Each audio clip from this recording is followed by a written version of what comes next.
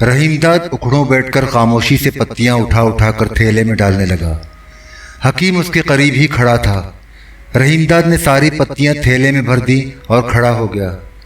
چند لمحے دونوں خاموشی سے ایک دوسرے کے آمنے سامنے کھڑے رہے۔ پھر حکیم کی آواز ابھری، کیا تم جیل سے بھاگے ہوئے قیدی ہو؟ رحیم داد گردن جھکا کر آہستہ سے بولا، ہاں جی۔ تمہارا رویہ اور حلیہ دیکھ کر مجھے پہلے ہی شک گزرا تھا۔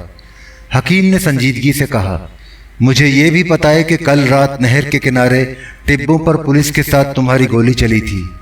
تم فرار ہونے میں کامیاب ہو گئے، مگر تمہارا ساتھی پکڑا گیا۔ رحیم داد نے گھبرا کر پوچھا، تینوں کیسے پتا چلا وہ پکڑا گیا؟ سویرے جب میں ادھر آ رہا تھا تو شہر سے بس میں 3 کانسٹیبل بھی سوار ہوئے۔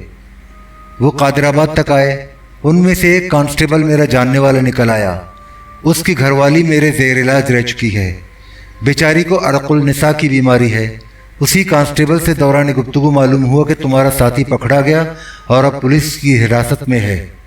رحیم داد کے چہرے پر پریشانی چھا گئی۔ حکیم کچھ دیر خاموش رہ کر نرم لہجے میں بولا، تم کوئی بھی ہو، مجھے تم سے کیا لینا؟ پر میں اتنا ضرور بتا دینا چاہتا ہوں کہ پولیس تمہاری تلاش میں ہے۔ رحیم داد نے گھبرا کر کہا، فیر تے میں نے یہاں سے چھیتی نال ٹر جانا چاہیے۔ اس نے خوفزدہ نظروں سے ادھر ادھر دیکھا۔ تم اس وقت کہاں جاؤ گے؟ حکیم چشتی نے دریافت کیا۔ مجھے خود پتہ نہیں جی کہاں جانا ہے۔ رحیم داد نے بجھے ہوئے لہجے میں کہا، میں نے تو جی یہ سوچا ہی نہیں تھا۔ لالی جہاں لے جاتا میں وہیں چلا جاتا۔ وہی مجھے جیل سے نکال کر لایا تھا۔ آگے کا بھی اسی کو پتا تھا۔ خطرہ تو تمہارے لیے یہاں بھی ہے، مگر اس وقت کہیں جانا اور بھی زیادہ خطرناک ہوگا۔ حکیم نے اسے مشورہ دیا، میری مانو تو سورج ڈوبنے تک یہیں رہو۔ شام ہو جائے تو اندھیرے میں جدھر تمہارا جی چاہے نکل جانا، آگے تمہاری مرضی۔ رحیم داد نے حکیم کا مشورہ قبول کر لیا اور اس کے ساتھ سنگرینی کے پودوں سے پتیاں توڑ توڑ کر تھیلے میں ڈالنے لگا۔ دونوں جھاڑیوں کے درمیان ادھر ادھر گھومتے رہے۔ رحیم داد ابھی تک اپنا جسم چادر سے چھپائے ہوئے تھا۔ حکیم نہایت انہماک سے پتیاں توڑ توڑ کر اپنی ٹوپی میں ڈالتا جا رہا تھا۔ ٹوپی بھر جاتی تو پتیاں رحیم داد کے ہاتھ میں دبے ہوئے تھیلے میں ڈال دیتا۔ رحیم داد نے پتیاں توڑتے توڑتے حکیم سے دریافت کیا، حکیم جی تسی خالی پتیاں کیوں اکٹھی کر رہے ہو؟ حکیم چشتی اس کی بات سن کر مسکرایا، جڑ اور ڈنٹھلوں کا میرے پاس پہلے ہی وافر ذخیرہ ہے۔ آج کل مجھے صرف پتیوں کی ضرورت ہے۔ میں ان دنوں ایک نئی دوا تیار کر رہا ہوں۔ اس کی تیاری پر بڑی محنت کرنی پڑتی ہے۔ اس نے ٹوپی میں بھری ہوئی پتیاں تھیلے میں ڈال دی۔ انہیں بھیگنے کے لیے رات بھر اوس میں رکھوں گا۔ سویرے سورج نکلنے سے پہلے پہلے اٹھا کر کورے گھڑے میں بھر دوں گا۔ پھر گھڑے پر ڈھکنا رکھ کر گیلی مٹی کے لیپ سے اس کا منہ اچھی طرح بند کر دوں گا۔ اس کے بعد زمین میں کمر تک گہرا گڑھا کھودوں گا۔ اس میں گھڑا رکھوں گا۔ اسے اپلوں سے بھر کر مٹی سے ہموار کروں گا۔ جب برسات گزر جائے گی تو زمین کھود کر گھڑا باہر نکالوں گا۔ اس وقت تک گھڑے میں خوب خمیر اٹھائے گا۔ پتیاں گل سڑ کر گاڑی گاڑی لگدی سی بن جائیں گی۔ اس لگدی میں حسب مقدار عود سلیب، زراون طویل، عاقر قرہا، زیرہ سیاہ، خوشجان، رب الاسوس اور استو قدوس شامل کروں گا۔ پھر اسے کھرل میں پیس کر مٹر کے دانے برابر گولیاں بنا لوں گا۔ یہ گولیاں سائے میں سکھائی جاتی ہیں۔ اس کے بعد سمجھو دوا تیار ہو گئی۔ رحیم داد حیرت سے حکیم کی باتیں سنتا رہا۔ دوائی کی تیاری میں تجھے بہت محنت کرنی پڑتی ہے۔ محنت تو واقعی بہت کرنی پڑتی ہے۔ حکیم نے گردن اٹھائی اور کھل کر مسکرایا، مگر یہ ایسے مرض کی دوا ہے جسے لا علاج کہا جاتا ہے۔ یہ مرگی کا مرض ہے۔ اسے طب یونانی میں سبیان اور عربی میں سرا کہا جاتا ہے۔ تم نے مرگی کے مریض تو دیکھے ہوں گے؟ دیکھے ہیں جی، بالکل دیکھے ہیں۔ میرے پڑوسی کرامت کو یہی روگ ہے۔ بہت علاج کیے پر اب تک اس کی بیماری نہیں گئی۔ اس مرض کا سبب وہ سدہ ہوتا ہے جو دماغ کے بعض بطون اور اعصاب کے بعض حصوں میں پیدا ہو جاتا ہے۔ یہ وہی اعصاب ہوتے ہیں جو اعضاء کو حرکت دیتے ہیں اور قوت حس ان کی طرف پہنچاتے ہیں۔ جب تک اس سدے کو رفع نہ کیا جائے مرض ختم نہیں ہوتا۔ حکیم چشتی نہایت بلیغ انداز میں مرگی کے مرض کے بارے میں بتاتا رہا۔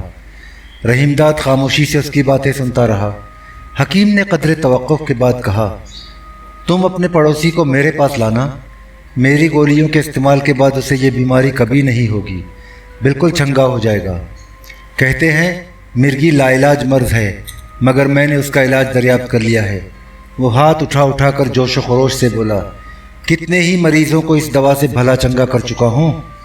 यह तीर बहदफ इलाज है, नहायत मुजर्रब और आजमूदा है। मेरा दावा है। हकीम की ज़बान अचानक लड़खड़ाने लगी। उसने दोनों हाथों से सर पकड़ा और खामोश हो गया। आंखों की पुतलियां चढ़ गईं, चेहरा जर्द पड़ गया। वो लड़खड़ाया और धड़ाम से ज़मीन पर गिरा। उसके हाथ पांव अकड़ गए, मुंह से झाग निकलने लगा। हकीम पर मिर्गी का दौरा पड़ा था। वो बेहोश था और रहीमदाद उसे हैरत से आंखें फाड़े देख रहा था। चंद लम्हों बाद उसने झुककर हकीम को आहिस्ता आहिस्ता झंझोड़ा, मगर हकीम बेसुध पड़ा रहा। उसकी सांस रुक रुक कर चल रही थी और हलक से हल्के हल्के खर्राटों की आवाज़ पैदा हो रही थी। रहीमदाद हैरान और परेशान खड़ा उसे तकता रहा। हर तरफ गहरा सन्नाटा था। धूप रेत के जर्रों पर झिलमिला रही थी। रहीमदाद की आंखों में अचानक तेज चमक पैदा हुई। उसने चौकस नजरों से इधर उधर देखा, मगर दूर दूर तक ना आदम था ना आदमजाद। रहीमदाद ने झट चादर एक तरफ फेंकी, जल्दी जल्दी जेल की वर्दी उतारी और हकीम के करीब बैठ गया। उसने हकीम की शलवार उतारी और उसे पहनकर कमीज़ भी उतारने लगा। उसने हकीम की कमीज़ भी पहन ली। हकीम ज़मीन पर नंगा धड़ंगा पड़ा था। उसके मुंह से सफ़ेद सफ़ेद झाग निकलकर होंठों के गोशों पर फैल गया था। हकीम मुर्दे के मानंद बेजान नजर आ रहा था। रहीमदाद ने हकीम के कपड़े पहनने के बाद चाहा कि वहाँ से भाग जाए। वो चंद कदम चला, फिर ठहर गया। उसने हकीम के पैरों से जूते निकाले और उन्हें पहनने लगा। जूते ज़रा तंग थे, मगर उसने किसी न किसी तरह पहन ही लिए। हकीम अभी तक बेहिस्सो हरकत पड़ा था। रहीमदाद करीब खड़ा तीखी नज़रों से उसे घूरता रहा। उसने जेल की वर्दी हकीम को पहना दी। हकीम निज़र मोहम्मद चिश्ती की टोपी उठाई, आंखों से ऐनक उतारी, एक बार फिर चौकन्ना नज़रों से इधर उधर देखा और उस टीले पर चढ़ गया जिसके नीचे हकीम बेहोश पड़ा था। टीले पर पहुंचकर उसने नीचे देखा। ऐसा महसूस हुआ जैसे टीले के नीचे हकीम चिश्ती नहीं, जेल की वर्दी में मलबूस वो खुद बेसुध पड़ा है। वो उसे घूरता रहा। रफ्ता रफ्ता उसके चेहरे पर वहशत और सख्ती छा गई। उसकी सांस तेज हो गई। हकीम के जिस्म में हल्की सी जुम्बिश हुई। रहीमदाद ने झट करीब पड़ा हुआ भारी पत्थर उठाया, सर से बुलंद किया और ताक कर हकीम के चेहरे की जानिब फेंका। पत्थर ठीक निशाने पर बैठा। हकीम के हलक से घुटी हुई आवाज़ निकली और खामोशी में डूब गई। उसका चेहरा भारी पत्थर से कुचलने के बाद बुरी तरह मस्ख हो गया। न आंखें नजर आ रही थी, न नाक और न कान। उसका पूरा चेहरा गोश्त का कटा फटा लोथड़ा बन गया था। हकीम का जिस्म जरा देर तक फड़कता रहा, फिर ठंडा पड़ गया। रहीमदाद चट्टान से उतरकर हकीम की लाश के करीब गया। उसने पत्थर उठाकर हकीम का चेहरा और मस्क कर दिया। उसके दोनों हाथ भी पत्थर से कुचल डाले। वो कोई भी ऐसा निशान छोड़ना नहीं चाहता था जिससे उसकी शिनाख्त हो सके। लाश पूरी तरह मस्क करने के बाद वो उस झाड़ी के नीचे गया जहां हकीम का नाश्तेदान और थर्मास रखा था। उसने नाश्तेदान और थर्मास पत्तियों से भरे हुए थैले में ठोसे। हकीम की टोपी ओढ़ी, ऐनक लगाई, अपनी चादर लाश के करीब डाली, टूबे पर पहुंचा, खून से भरे हुए हाथ पानी से धोए। हाथ धो के वो टूबे के किनारे किनारे कुछ दूर चलता रहा, फिर झाड़ियों में घुस गया और झाड़ियों से गुजर कर एक टीले पर चढ़ने लगा। बुलंदी पर पहुंच के उसने देखा दूर दूर तक ऊंचे नीचे टीले और टिब्बे थे। आबादी का नामो निशान न था, हर तरफ वीरानी थी। वो आगे बढ़ा और फिराश के एक घने दरख्त के साए में ठहर गया। दरख्त से चंद कदम दूर एक ऊंचे टीले की चोटी थी और उसके नशेब में जंगली झाड़ियों और खुदरो पौधों का बहुत घना झुंड था। रहीमदाद ने सोचा, हाथ में दबा हुआ थैला झाड़ियों के पीछे छुपा दे।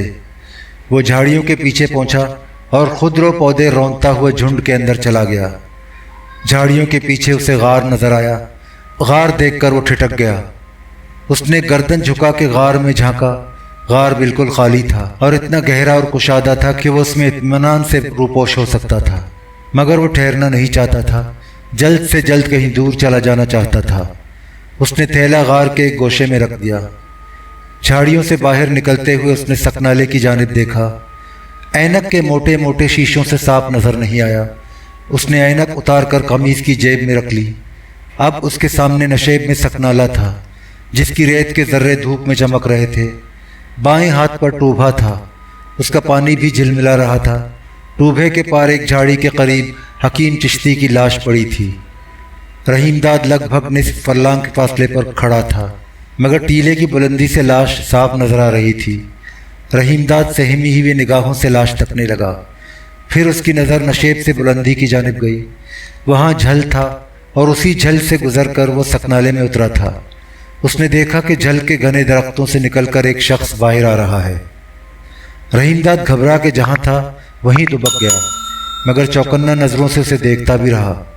वो वज़ाक़ता से कंकर की खुदाई करने वाला मजदूर लगता था। मजदूर संभल संभल कर कदम रखता हुआ ढलान से नीचे उतरा और टूबे की जानिब नजरें उठाए आगे बढ़ने लगा। रहीमदाद झाड़ियों की आड़ से बगौर उसे देखता रहा। चलते चलते मजदूर ने गर्दन जरा झुकाकर हकीम की लाश की तरफ देखा और झिझक कर खड़ा हो गया। चंद लम्हे वो लाश देखता रहा, फिर आहिस्ता आहिस्ता लाश के करीब गया। झुक कर उसे देखा, लेकिन फौरन सरासीमा होकर पीछे हटा, पलटा और तेजी से चढ़कर ऊपर पहुंच गया। बुलंदी से उसने एक बार फिर लाश देखी और भागता हुआ फिराश के दरख्तों के नीचे चला गया। जरा देर में वह रहीमदाद की नज़रों से ओझल हो गया। रहीमदाद ने चाहा कि झाड़ियों से निकलकर दूर चला जाए, मगर वो सहमा हुआ बैठा रहा। उसके आसपास चटियल टीले धूप में चमक रहे थे। टीलों पर चलना खतरे को दावत देना था। खौफ और परेशानी से उसका हलक खुश्क हो रहा था। वो जंगली पौधों के दरमियान से रास्ता बनाता हुआ खामोशी से गार में दाखिल हो गया।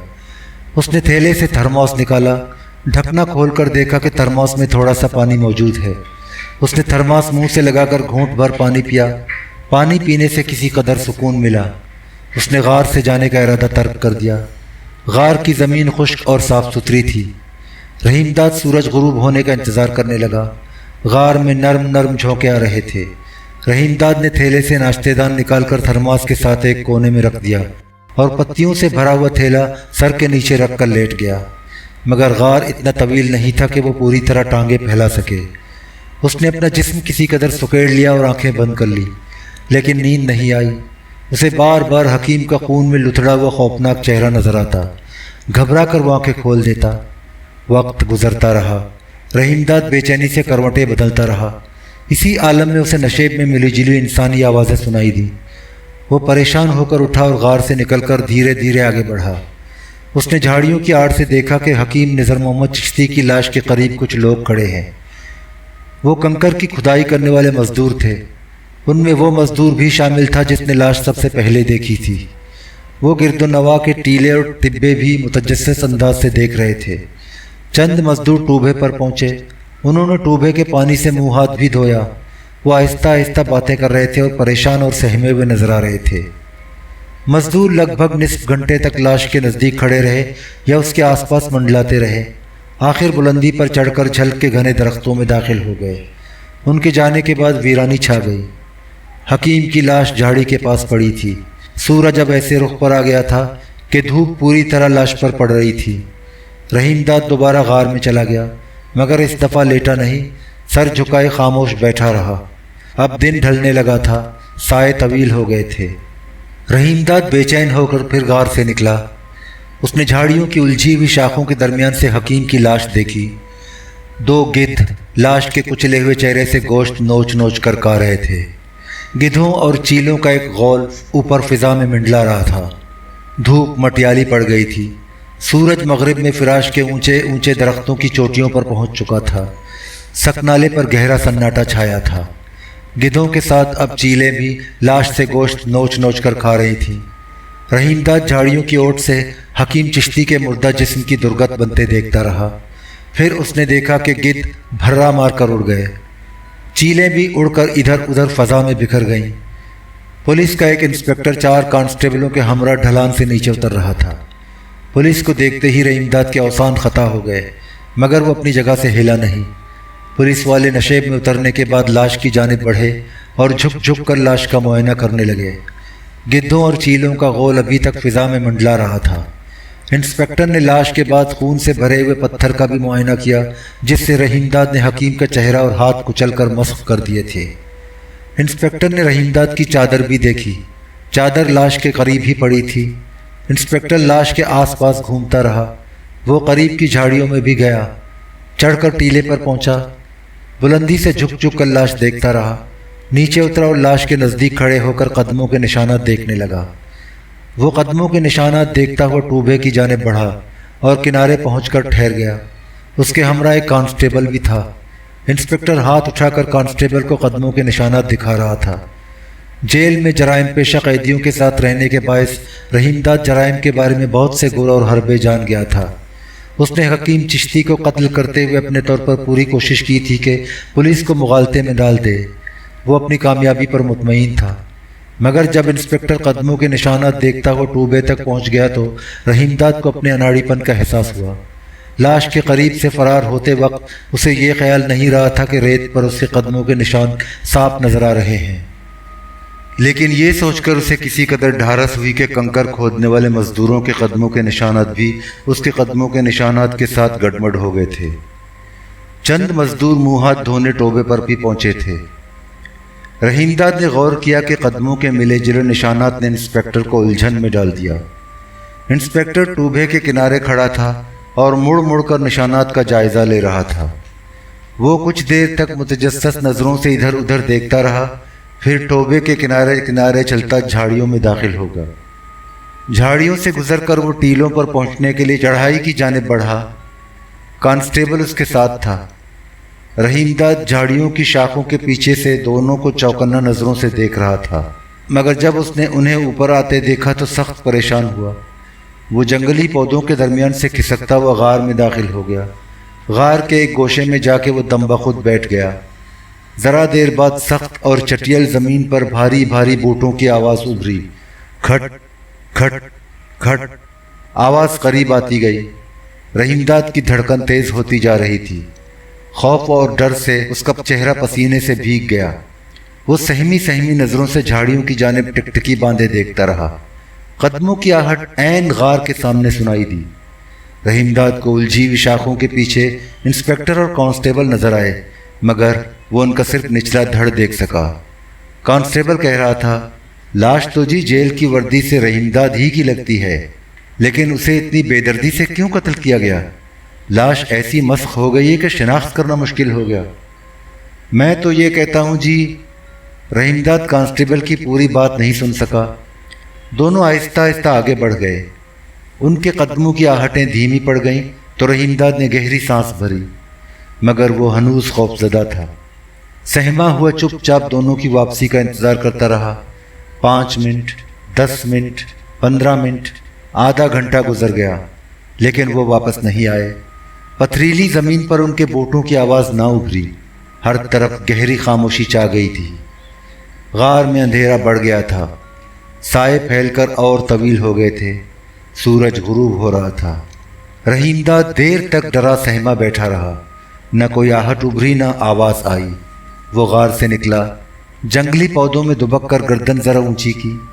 डूबते हुए दिन की हल्की हल्की रोशनी में हकीम की लाश झाड़ी के करीब पड़ी थी, मगर अब उस पर चादर डाल दी गई थी।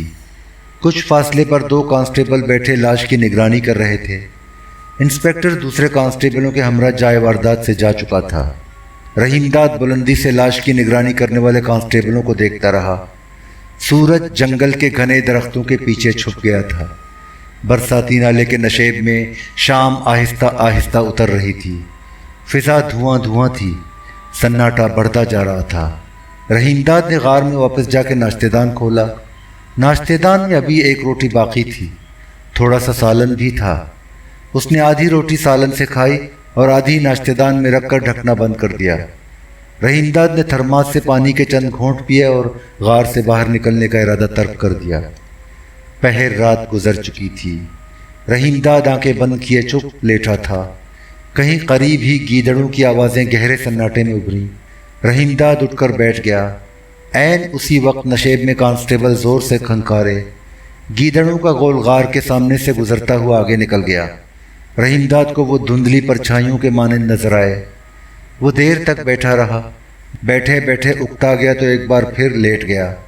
रात गुजरती गई, काली स्याह हो गई। سویرا ہونے سے کچھ دیر پہلے رحیم داد کی آنکھ لگ گئی۔ وہ گہری نیند سو گیا۔ آنکھ کھلی تو غار کے باہر دھوپ پھیلی تھی۔ وہ غار سے نکلا۔ پودوں کے درمیان دبک کر اس نے جھاڑیوں کی اوٹ سے نیچے دیکھا۔ چادر سے ڈھکی ہوئی حکیم نظر محمد چشتی کی لاش ابھی تک اپنی جگہ موجود تھی۔ لاش کی نگرانی پر تعینات رات والے دونوں کانسٹیبل جا چکے تھے، مگر انسپکٹر موجود تھا۔ اس کے ہمراہ 5 کانسٹیبل بھی تھے اور لالی بھی تھا۔ رحیم داد نے پہلی ہی نظر میں لالی کو پہچان لیا۔ لالی کا لباس وہی تھا جو لائل پور سے پہن کر آیا تھا۔ اس کے ہاتھوں میں ہتھکڑیاں لگی ہوئی تھیں۔ وہ کانسٹیبلوں کے درمیان خاموش کھڑا تھا۔ قریب ہی انسپکٹر مٹی کے تودے پر بیٹھا تھا۔ وہ گردن جھکائے مشیرنامہ لکھنے میں مصروف تھا۔ لکھتے لکھتے اس نے گردن اٹھائی اور ایک کانسٹیبل کو اشارہ کیا۔ کانسٹیبل نے بڑھ کر لاش پر پڑی ہوئی چادر ہٹا دی۔ انسپکٹر کی ہدایت پر لالی لاش کے قریب گیا۔ اس نے جھک کر لاش دیکھی، پھر انسپکٹر کی جانب مڑ کر آہستہ آہستہ گردن ہلائی۔ انسپکٹر اس سے سوالات کرتا رہا۔ لالی جوابات دیتا رہا۔ رحیم داد اتنی دور بیٹھا تھا کہ دونوں کی بات چیت بالکل نہیں سن سکا، مگر یہ اندازہ ہو گیا کہ لالی نے لاش اسی کی بتائی ہے۔ لاش پھر ڈھانک دی گئی۔ انسپکٹر اٹھ کر کھڑا ہو گیا۔ ابھی اس کی تفتیش ختم نہیں ہوئی تھی۔ اس نے گھوم پھر کر لاش کے آس پاس کی جھاڑیوں کا معائنہ کیا اور ٹیلے کے نیچے کھڑے ہو کر دیر تک اوپر دیکھتا رہا۔ رحیم داد نے اسی ٹیلے سے حکیم کے چہرے پر بھاری پتھر پھینکا تھا۔ انسپکٹر 2 کانسٹیبلوں کے ہمراہ ٹوبے کی جانب بڑھا۔ اسے اپنی سمت آتا دیکھ کر رحیم داد گھبرا گیا۔ اس نے جھٹ گردن نیچے کی اور دھیرے دھیرے کھسکتا ہوا غار میں چلا گیا۔ وہ ہانپنے کے انداز میں گہری گہری سانسیں بھرنے لگا۔ خوف اور دہشت سے رحیم داد کا دل زور زور سے دھڑکنے لگا۔ اس کے کان بھاری بوٹوں کی آہٹوں پر لگے ہوئے تھے۔ خطرہ سر پر منڈلا رہا تھا۔ رحیم داد پچھتانے لگا کہ رات کے اندھیرے میں اس مقام سے دور کیوں نہ چلا گیا۔ تمازت بڑھتی جا رہی تھی، مگر ٹیلوں کی پتھریلی زمین پر بوٹوں کی آہٹ نہیں ابھری۔ رحیم داد سہما ہوا بیٹھا رہا۔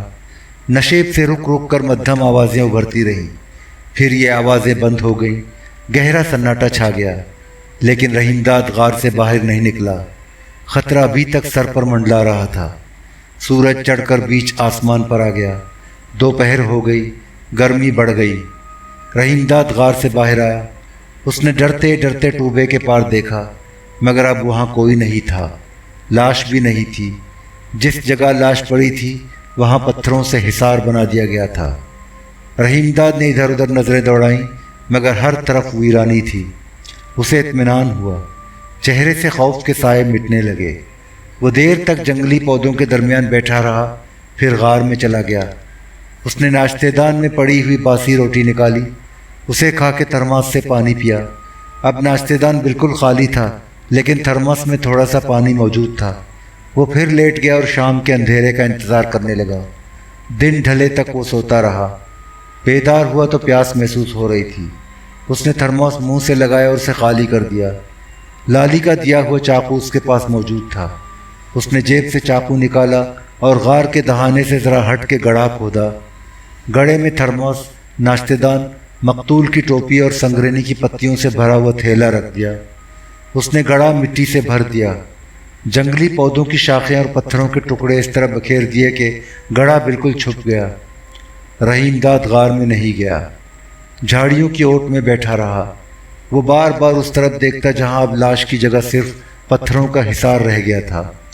سورج کا دہکتا الاؤ سرد پڑ گیا تھا۔ درختوں اور جھاڑیوں میں پرندے شور مچا رہے تھے۔ پھیکی پھیکی دھوپ غائب ہوتی گئی۔ اندھیرا دم بدم پھیلتا گیا۔ سناٹا بڑھ گیا تھا۔ جنگل سائیں سائیں کر رہا تھا۔ فراش کے اونچے اونچے درخت دم بخود نظر آ رہے تھے۔ رحیم داد جھاڑیوں سے باہر نکلا۔ اس نے چوکنا نظروں سے گرد و پیش کا جائزہ لیا۔ دور دور تک کوئی نہ تھا۔ وہ آگے بڑھا اور سنبھل کر قدم رکھتا ہوا ٹیلوں اور ٹبوں کے درمیان سے گزرنے لگا۔ اس نے میل سوا میل راستہ طے کیا۔ برساتی نالے کے نشیب میں اترا اور خشک ریت پر چلتا ہوا آگے بڑھنے لگا۔ برساتی نالہ دائیں ہاتھ کو نیم دائرہ بناتا ہوا کچھ دور جا کر اونچے اونچے ٹیلوں کی اوٹ میں اوجھل ہو گیا تھا۔ وہ اسی طرف مڑ گیا۔ کچھ دور تک ٹیلوں کے درمیان چلتا رہا۔ اس نے ستنالہ عبور کیا اور دوسرے کنارے پر پہنچ گیا۔ सामने चढ़ाई थी। वो नाहमवार रास्तों पर चलता हुआ बुलंदी पर पहुंच गया। दूर दूर तक ऊंचे नीचे टीले और टिब्बे फैले हुए थे। वो रुका नहीं, बल्कि कदमों की रफ्तार कुछ और तेज कर दी और झाड़ियों और खुदरो जंगली पौधों के दरमियान से रास्ता बनाता हुआ आगे और आगे बढ़ता गया। टीलों का सिलसिला खत्म हो गया। उसने ठिठक कर इधर उधर नजरें दौड़ाईं और नशेब में उतरने लगा। सामने कच्चा रास्ता था। दिन में उस रास्ते पर आमदरफ्त रहती थी, लेकिन उस वक्त सुनसान था। वो उस रास्ते पर चलने लगा। शाम का धुंधलका फैलता जा रहा था। हर तरफ वीरानी छाई थी। रहीमदाद चलते चलते एकदम चौंका। उसे कुछ फासले पर धुंधली धुंधली रोशनी में सड़क किनारे एक साइकिल नजर आई। करीब ही एक शख्स जमीन पर बैठा हाँप रहा था। उसके चेहरे पर हल्की हल्की दाढ़ी थी, आंखें अंदर दबी हुई थीं। उसे देखकर रहीमदाद छटका। उसने चाहा कि आगे निकल जाए, मगर ये सोचकर ठहर गया कि आगे जाने से पहले उस शख्स से रास्ते के बारे में कुछ मालूमात हासिल कर ले। डरने की चंदा ज़रूरत ना थी। वो शख्स तन्हा था और लागर भी था। रहीमदाद उसकी जानिब बढ़ा। मैंने कहा, जी ये रास्ता किधर जाता है? ये रास्ता तो तख्त हज़ारा जाता है। उस शख्स ने गर्दन उठाकर रहीमदाद को देखा। तख्त हज़ारा जाना है तो सीधा चला जा, तुझे वहीं जाना है ना? वो शख्स धीरे धीरे हाँपता रहा। रहीमदाद ने हमदर्दी से दरियाफ्त किया, तुसी कुछ बीमार हो? हाँ जी, बीमार ही हूँ, बुखार आता है। हकीम डॉक्टर टीबी बताते हैं। जब इतना बीमार है तो साइकिल नहीं चलानी चाहिए। कहता तो ठीक है, उसने हाँपते हुए कहा। हकीम ने भी साइकिल चलाने से मना किया है, पर एक काम ऐसा पड़ गया कि साइकिल उठाई और घर से निकल खड़ा हुआ। कादिराबाद गया था, अब वापस जा रहा हूँ। कहाँ जाना है? चक 58 रास्ते ही में पड़ता है। उसके लहजे में आजिज़ी आ गई। तू उधर ही जा रहा है? साइकिल चलाने जानता हो तो मुझे चक तक छोड़ दे, तेरी मेहरबानी होगी। मेरा पिंड बहुत दूर नहीं, 3-3.5 मील से ज़्यादा नहीं होगा। रहीमदाद को साइकिल चलाना आती थी। वो जल्द से जल्द ज़्यादा से ज़्यादा दूर निकल जाना भी चाहता था। उसने साइकिल का हैंडल थामा।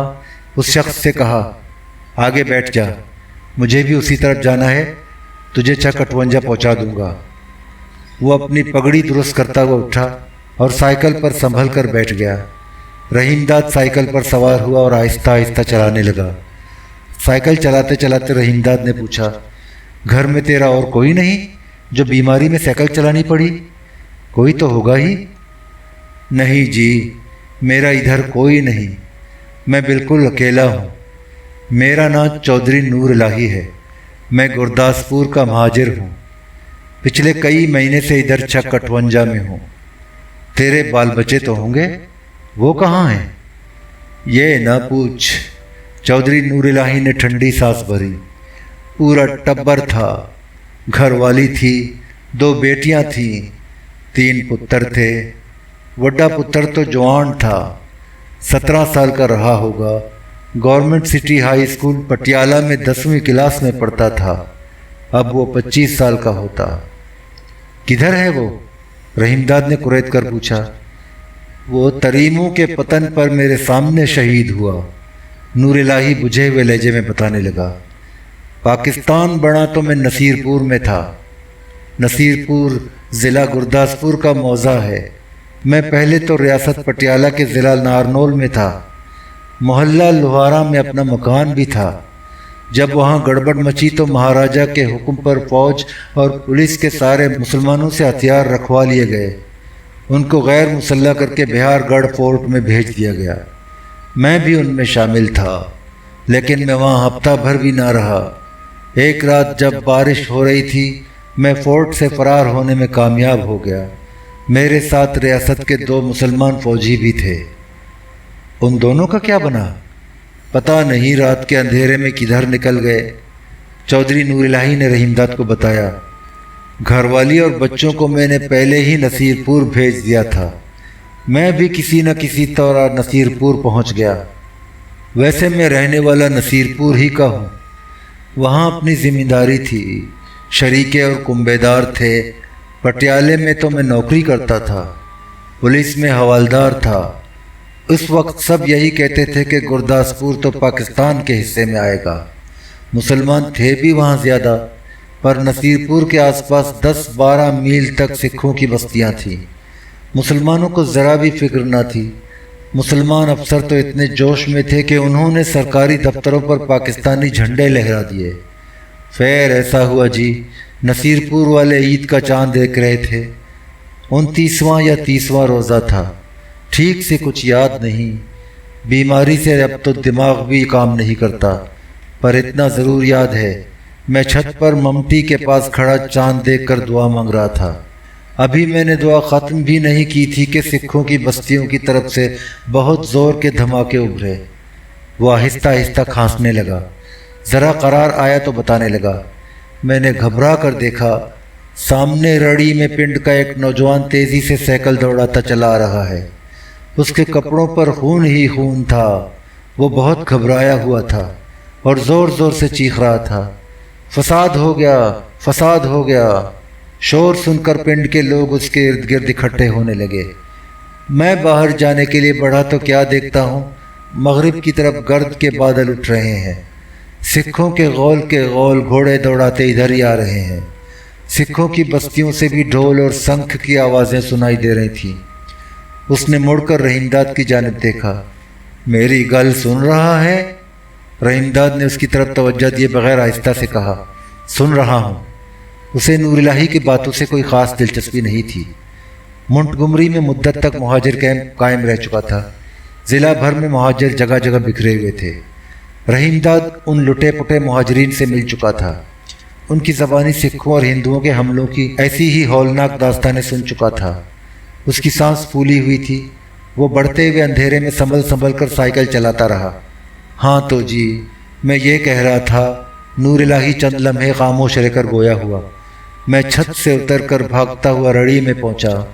पिंड के सारे ही लोग भागकर वहां पहुंच रहे थे। सब परेशान और घबराए हुए थे। पूरे पिंड में किसी के पास एक भी बंदूक नहीं थी, सिर्फ बर्छियां, कुल्हाड़ियां और डांगें थी।